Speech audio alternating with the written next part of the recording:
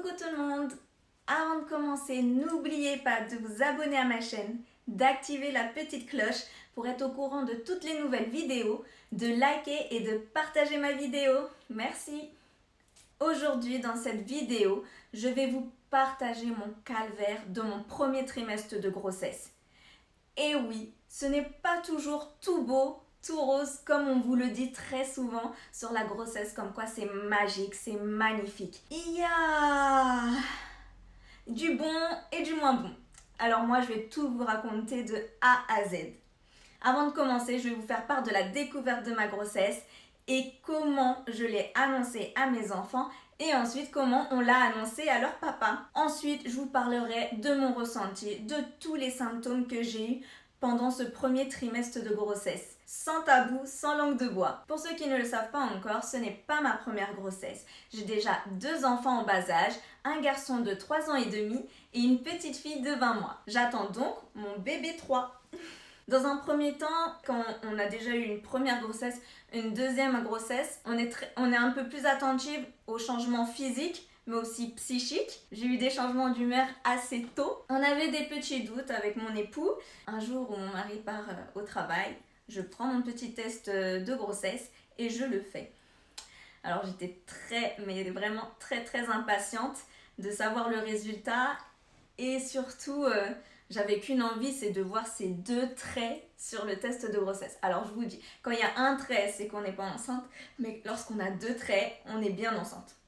Donc même si je l'ai déjà fait plusieurs fois ce test de grossesse, j'avais besoin de relire la notice pour comme si j'avais oublié en fait comment ça fonctionnait un test de grossesse. Et résultat, j'étais enceinte.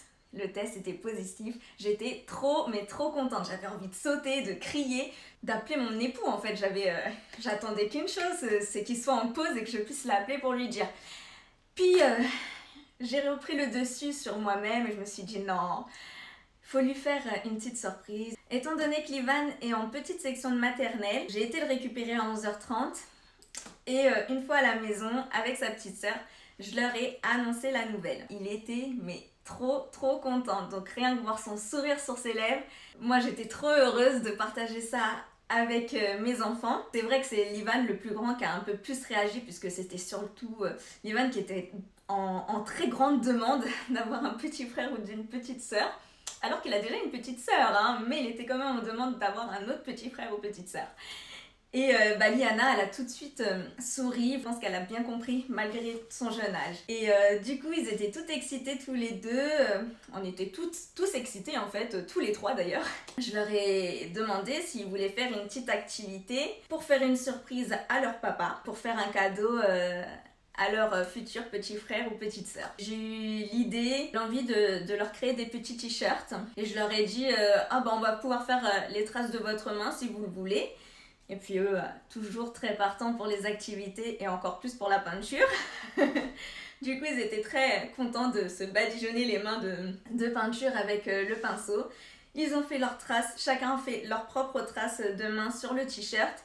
Puis je leur ai dit que maman elle allait compléter en écrivant « Je vais être grand frère à nouveau pour l'Ivan » et pour Liana « Je vais être grande sœur pour la première fois ». Ils étaient trop contents de voir leur t-shirt, ils étaient très fiers. On a attendu que ça sèche. Pendant ce temps-là, je leur ai fait aussi un petit tableau qu'on peut voir ici. Vous voyez le petit cœur. Bah voilà, c'était un cadeau pour l'arrivée du petit frère ou de la petite sœur. Certes, il est fait en avance, mais c'est aussi pour annoncer à leur papa, voilà, on est au courant que maman attend un bébé et du coup, on a voulu faire un petit cadeau. Et voilà, ils ont participé pleinement, tous les 2, ils avaient leur pinceau et ils peignaient le cœur avec joie et bonne humeur. Et c'était très agréable de partager cette expérience vraiment avec eux. Et Roby, c'est papa et bébé, on voit maman. Papa ouvre la porte. Alors Ivan, il était très pressé de se précipiter droit devant son papa. Donc papa, lorsqu'il arrive, il tilte un peu. Quoi? Je lis bien là? On va avoir un bébé? Et je me tourne vers lui, je lui dis oui, ils vont être grand frère et grande sœur à nouveau. Voilà. Et du coup, on était tous mais trop contents. Alors, j'étais vraiment heureuse et j'avais hâte que cette grossesse commence. Puisque voilà, c'était le tout début et du coup, très très vite, il m'a accompagnée au laboratoire, prise de sang pour être sûre du verdict. Verdict positif, donc toute la famille était très heureuse. Maintenant, je vais vous parler d'une période un peu moins joyeuse, en tout cas pour ma part, puisque c'est la période des symptômes. J'ai voulu partager ça avec vous, puisqu'on n'ose pas trop en parler. On nous dit juste, vous êtes enceinte, c'est merveilleux, profitez. On profite et on doit se dire c'est merveilleux. Et on vit pas tous de la même façon. Des fois, c'est pas si magique, mais qu'il faut pas baisser les bras. Alors, moi, dans un premier temps, voilà, j'ai senti ma poitrine un peu plus sensible. Ça, c'est le côté où on est quand même contente. Hein. On va se dire, on va avoir une belle petite poitrine pulpeuse, tant mieux. J'ai commencé à sentir assez tôt les douleurs ligamentaires, vraiment en bas du ventre. Voilà, le tiraillement, voilà, l'utérus qui fait sa place et tout. Donc, j'avais des bons maux de ventre assez intenses. Et après, petit à petit, les nausées. Donc les premières nausées, on est toujours joyeuse parce que c'est un des premiers symptômes qui nous dit « Ah, on est vraiment enceinte !» Puis les nausées s'accentuent, puis les nausées se transforment en vomissements, puis les vomissements se transforment en vomis chroniques. Donc tous les jours, des vomis. C'est pas des vomis juste matinaux, c'est tout au long de la journée. J'ai pas parlé de la fatigue, c'est vrai, mais j'étais constamment fatiguée, voilà, à la limite je somnolais si j'étais debout, j'étais obligée de m'endormir. De toute façon, pour soulager mes vomissements, le seul moyen était que je dorme. Plus je dormais, moins j'avais de vomissements. Par contre, dès que je me réveillais, vomissements. Donc voilà, moi ma solution c'était de dormir. Donc je devais dormir un maximum de temps. Autre symptôme, insomnie. Donc voilà, il est 3-4 heures du matin... on est seul dans le lit, on regarde dans l'air. Dans les symptômes, il y a aussi le fait qu'on va du 1000 fois aux toilettes. Il faut s'habituer, sachant qu'il faut beaucoup s'hydrater. Donc il faut s'habituer à aller beaucoup de fois aux toilettes. Et pour celles qui ont déjà 1, 2 enfants, voire plus, c'est vrai que le bébé pèse beaucoup et se place beaucoup très bas. Donc on a encore plus cette envie-là, donc n'hésitez pas à travailler déjà le périnée. Et quand vous serez au 2e trimestre, à faire des petits exercices de renforcement musculaire pour aider ce périnée et réduire ses fuites urinaires. Je vous fais part de ma propre expérience. Pour certaines, ils ont des symptômes un peu plus intenses que d'autres. Imaginez une gastro pendant une semaine, c'est difficile. Pendant 3-4 jours, c'est difficile. Alors imaginez qu'on vous dit oui, ça va se calmer au bout de 3 mois. Comment dire? Même si j'ai vécu une première grossesse, une deuxième grossesse, chaque grossesse sont différentes.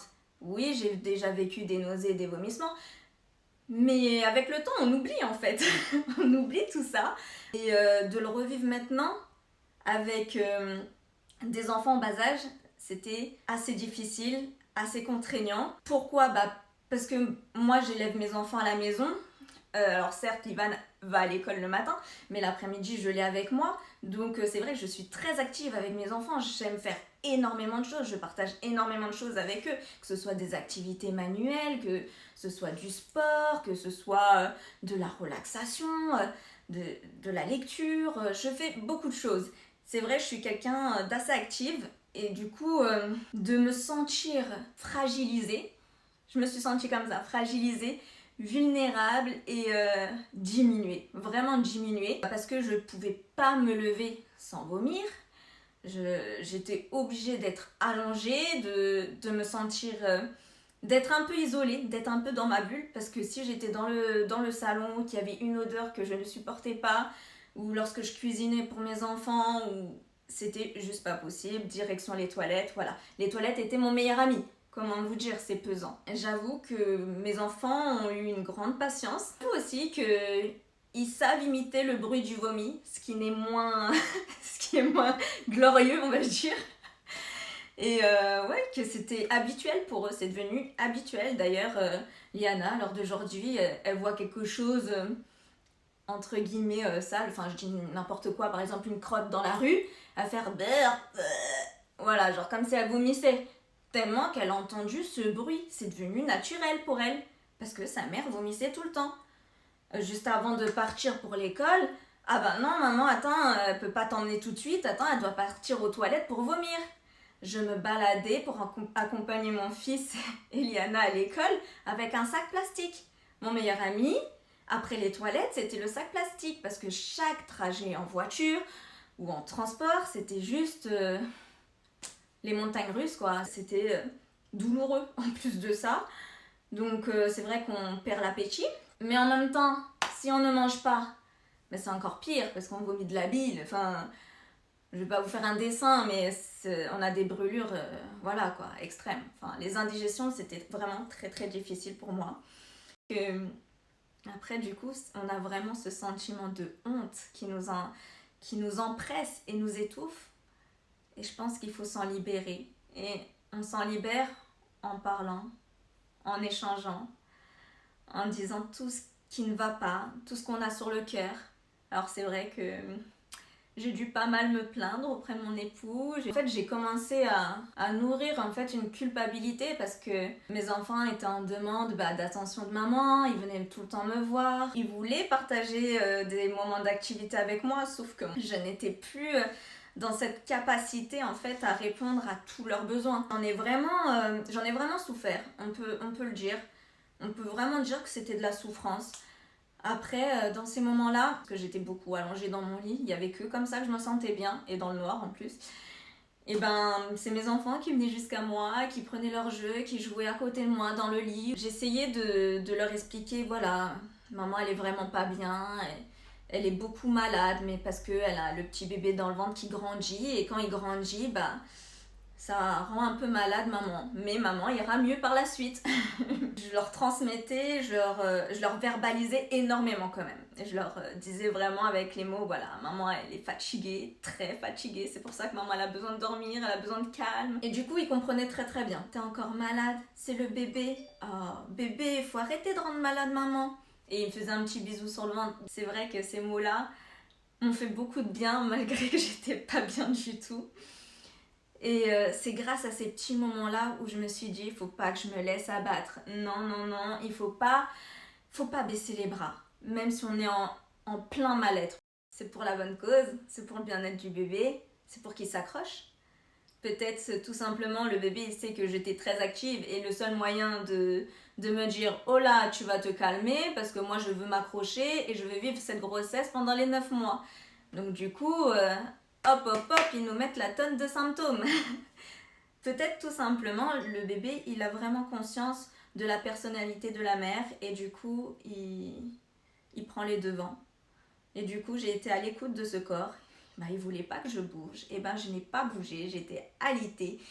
Et même si j'avais beaucoup le soutien de mon mari à la maison, parce que j'avoue que pendant ces 3 mois, c'est mon mari qui a tout fait à la maison, qui s'est occupé de nos enfants, qui a essayé tant bien que mal de leur faire des activités quand ils revenaient du travail, mais après une journée de travail, c'est pas forcément évident de allez, je joue avec vous les enfants, je vous fais le bain, je fais à manger, je fais à manger aussi pour maman.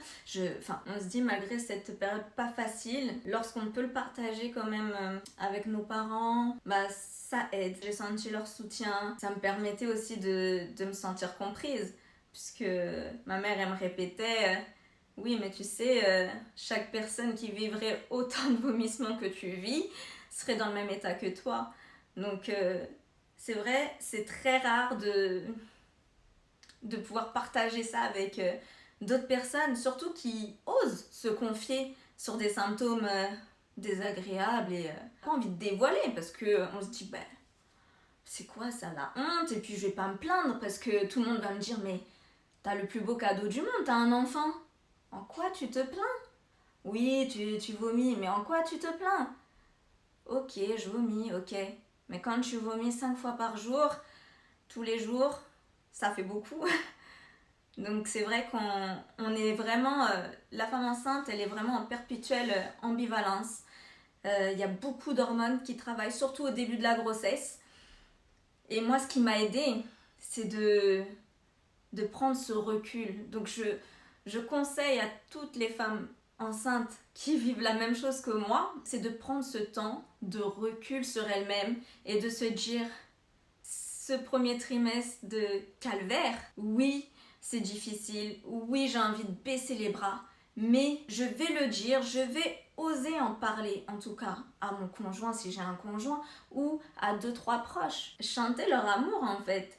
Et ils sentaient que j'étais pas bien, ils avaient envie de tout faire pour m'aider. Mais aussi, c'est votre rôle de prendre soin de vous dans un premier temps pour bien prendre soin de vos proches par la suite. Je pense que c'est ça qui m'a fait violence au bout d'un moment, parce que je me suis dit, je peux pas m'enfermer dans cette déprime perpétuelle, à culpabiliser parce que je ne fais pas autant de choses avec mes enfants que je faisais auparavant. C'est une mauvaise passe, faut l'avouer pour moi en tout cas. Elle va évoluer et j'irai mieux. Et je pourrai faire des choses à nouveau avec mes enfants et je pourrai partager plein d'autres choses. Je pourrai me relever, refaire voilà, des petites activités physiques avec eux. En tout cas, j'espère que cette vidéo confidence va pouvoir aider plein de mamans, futures mamans, et que ça va les pousser à affronter cette période difficile, à l'accompagner en fait, et pas à se heurter comme un mur, et ne pas se dire non, je veux tout arrêter. Parce qu'il y a des mamans qui arrêtent tout, malheureusement, à cause de ces symptômes-là. Nous sommes des femmes fortes, il faut se soutenir entre nous, et je pense qu'on peut réussir. Et dites-vous qu'à un moment donné, ça va s'améliorer. Moi, ça y est, je suis à la fin de mon 3e mois de grossesse. Et voilà, j'ai déjà remarqué les améliorations. Je n'ai plus de vomissements. Certes, j'ai encore des nausées, des gros maux de ventre, de la fatigue. Mais il y a beaucoup de maux qui se sont calmés. C'est le plus important parce que là, je vais rentrer dans ce 2e trimestre. Et je vais rentrer dans ce 2e trimestre encore plus épanouie et accompagnée, bien sûr, de ma famille, de mes enfants. Alors j'espère que cette vidéo vous a permis d'avoir une autre vision sur le 1er trimestre de grossesse. C'est vrai qu'il y a des femmes qui vivent de très belles grossesses, de très bons 1er trimestre, 2e trimestre ou 3e trimestre. Il y en a d'autres, c'est différent, mais il faut faire avec. N'hésitez pas à communiquer, à verbaliser. Vous n'êtes pas différente des autres. Il y aura toujours une femme qui pourra avoir les mêmes symptômes que vous. Vous n'êtes pas seule au monde. Et c'est pour ça que j'ai vraiment voulu faire cette vidéo, pour montrer que vous n'êtes pas seule. Je suis sûre que je ne suis pas la seule à avoir ressenti tous ces symptômes. Et je ne suis pas la seule à avoir eu ce mal-être pendant ces 3 mois de grossesse. Donc je voulais partager ça avec vous. Accompagnez votre bébé avec délicatesse, verbalisation et respiration. Moi, la relaxation m'a quand même pas mal aidée. C'est vrai que je m'enfermais dans la chambre, je m'allongeais. Quand j'avais ces nausées-là, c'est vrai, je mettais ma petite musique et ça me calmait énormément, ça me faisait un bien fou. J'espère que cette vidéo vous a plu. N'hésitez pas à la partager, à liker et à surtout me donner, vous, votre ressenti de votre grossesse. Et de me dire, vous, comment ça s'est passé votre 1er trimestre de grossesse. Est-ce que vous avez eu des symptômes semblables aux miens? Est-ce que vous avez eu des difficultés ou au contraire que ce soit bien passé? En tout cas, que ce soit positif ou négatif, on a besoin d'échanger. Alors n'hésitez pas à m'inscrire tout ça dans les commentaires. Je vous dis merci beaucoup et à bientôt.